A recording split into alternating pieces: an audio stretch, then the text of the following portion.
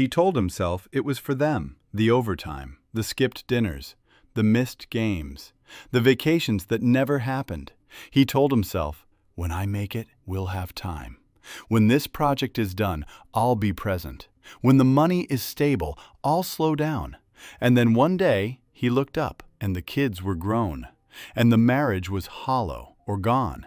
And the friends had stopped calling years ago. And the work was still there, waiting, indifferent, ready for the next man. This video is about that man, about why he made those choices. Not because he was selfish, but because of something much deeper and much older than any single decision. And about what the psychology of regret looks like when it finally arrives. Generation X grew up inside a specific economic anxiety. Their parents, many of them, had lived through recessions, layoffs, factory closures. They watched adults lose things, houses, jobs, stability, status. And what the Gen X child absorbed, watching all of this, was a lesson that never came with words. Security is not given, it is earned. And earning never stops.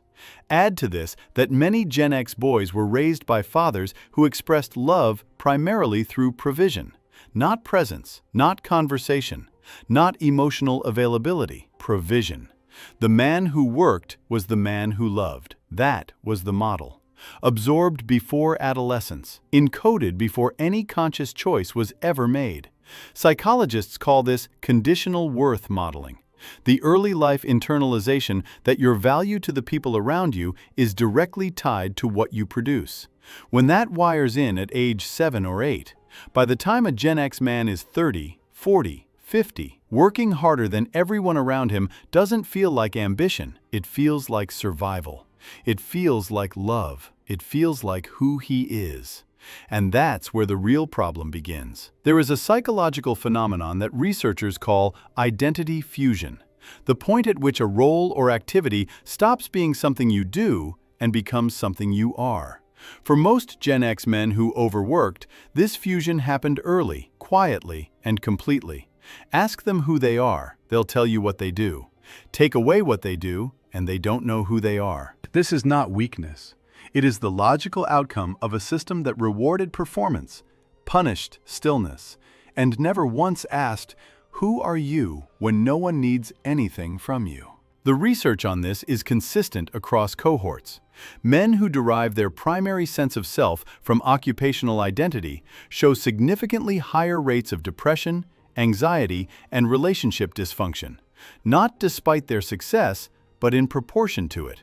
Because the more the identity fuses with the work, the more every hour away from work feels like a threat. Every holiday feels like lost ground.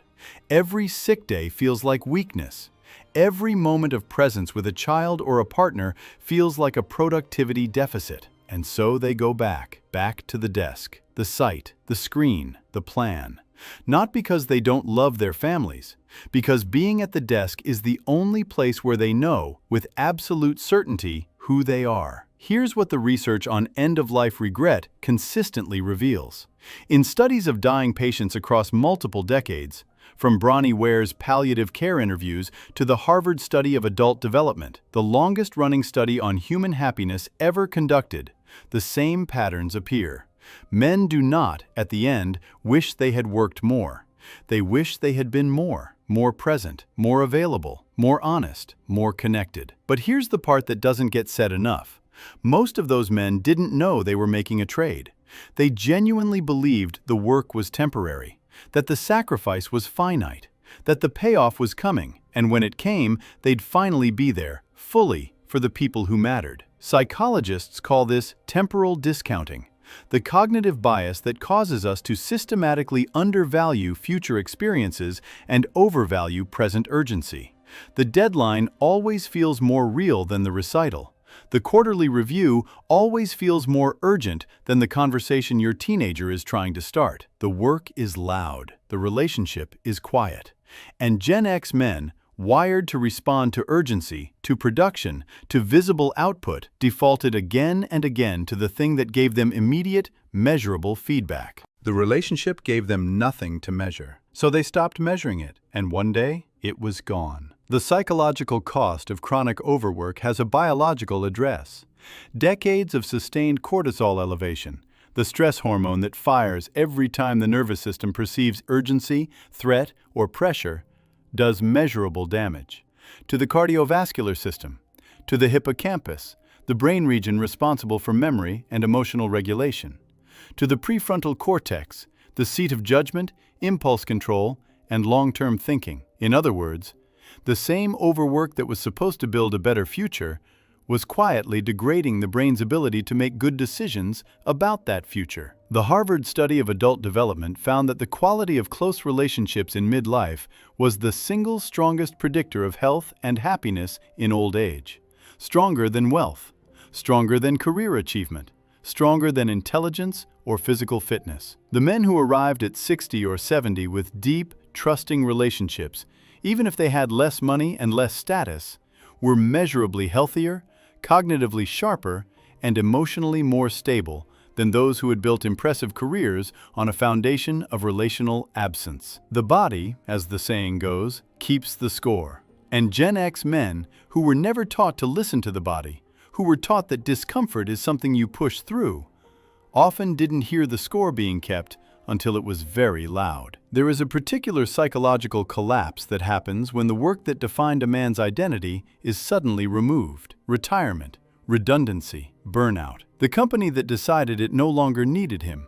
For men whose identity was fused with his output, this isn't a life transition, it is a bereavement. Psychologists who study occupational identity loss describe a grief response that mirrors the stages of losing a person: shock, denial, anger, depression. And for some Gen X men, a very particular kind of despair that arrives not just from losing the work, but from looking around at what remains and not recognizing any of it as theirs. The children are strangers with his last name. The partner is someone he shared a house with for 30 years, but never really known. The friendships, those few that survived, are thin, surface, built on nothing but proximity and habit. And the silence that was once the enemy, the thing he filled with work so he didn't have to sit inside it, is now everywhere. This is the moment regret arrives. Not gradually, all at once. Regret at this stage of life has a specific psychological texture. It is not the regret of a bad decision made quickly. It is the regret of 1,000 small decisions made consistently, over decades, each one feeling entirely reasonable at the time. Researchers who study regret distinguish between what they call action regret, regretting something you did, and inaction regret, regretting something you didn't do. Studies consistently show that in the short term, people regret their actions more, but over a lifetime, inaction regret dominates. The conversations never started, the presence never given, the softness never shown, the "I love you" that lived in the throat for 40 years and never made it out. These are the things Gen X men carry into their 50s and 60s and 70s. Not the deals they lost, not the promotions they missed, the quiet moments they were physically present for, but mentally absent from. And here is what makes this particular form of regret so hard. Unlike action regret, which you can sometimes apologize for, repair, make right, inaction regret is about time. And time doesn't give itself back. Here is what the psychology also shows, and this part matters. Regret, when it is acknowledged rather than suppressed, is not the end of something. It is information.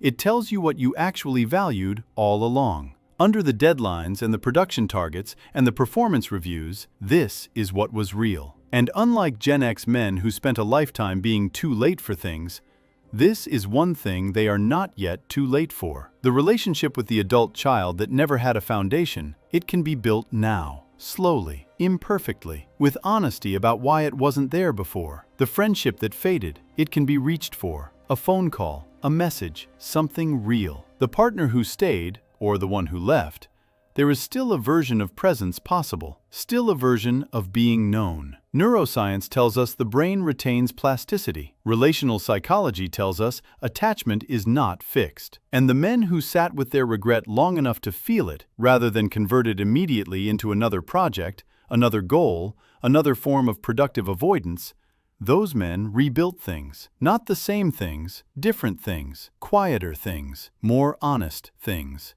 The work will always be there. There will always be another deadline, another deliverable, another version of the thing that demands your full attention right now. But the people won't always be there, and neither will you. If this found you at a point where you're still in it, still at the desk while the house sleeps, that's not a judgment, that's information. What you do with it is still yours. Leave a comment, even one word, and if this one landed somewhere real, the next video takes it further.